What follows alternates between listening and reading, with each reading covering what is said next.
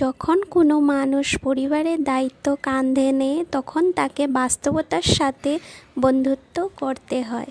Hello everyone, good evening সবাইকে।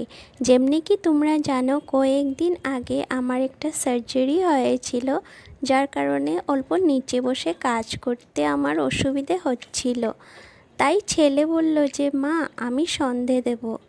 আরও ওই আজ শুধু যে না, ওই প্রায় সময় পুজো আরও সন্ধেটা দিয়ে দে।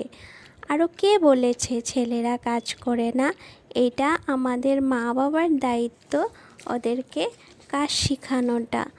তাই ছেলে আরও মেয়ে বলে কোনো কথা না। এই বুঝি কোনোদিনও গৌরব করতে নেই এই নিয়ে, কেন কি পরেরটা কেউ বলতে পারে না।